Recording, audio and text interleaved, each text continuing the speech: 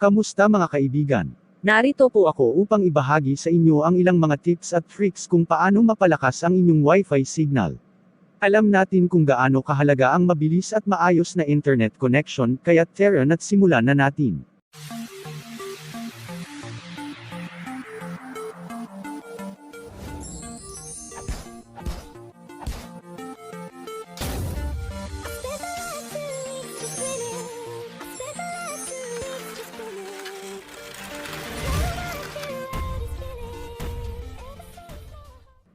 Una, kailangan nating suriin ang kasalukuyang kalagayan ng inyong Wi-Fi signal. Pwede ninyong gamitin ang isang app o tool upang makita ang aktwal na bilis ng inyong koneksyon.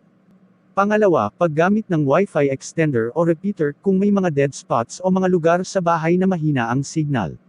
Pwede kayong gumamit ng Wi-Fi extender o repeater upang mapalakas ito. Katulad po sa PLDT Wi-Fi ko.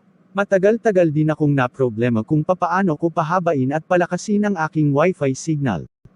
Kaya bumili po ako ng Comfast EW73. Ano ang Comfast EW73?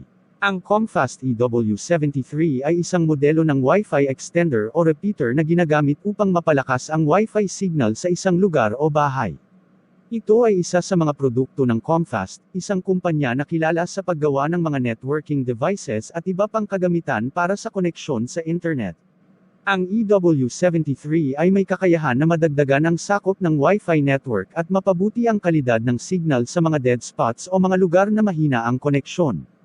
Karaniwang ginagamit ito para sa mga malalaking tahanan o opisina na nais mapanatili ang mabilis at maayos na internet connection sa iba't ibang mga lugar. Tandaan na ang mga teknikal na detalye at kakayahan ng Comfast EW73 ay maaaring magbago o magkaroon ng mga bersyon, kaya't maaaring magkaroon ng mga pagkakaiba depende sa oras at lokasyon. Kung mayroon kang tiyak na katanungan o nais Malaman ang mga detalye tungkol sa tiyak na bersyon ng EW73, maaaring mag-check sa opisyal na website ng Comfast o sa mga online na resources na nagbibigay ng impormasyon tungkol sa kanilang mga produkto. Kung gusto ninyong malaman kung paano ko ito kinakabit, panoorin lamang ang susunod kong video. Iyan ang ilang mga mahalagang tips para mapalakas ang inyong Wi-Fi signal. Sana ay nakatulong ito sa inyo. Kung mayroon kayong iba pang katanungan o mga karagdagang tips, huwag mag-atubiling ibahagi sa comment section.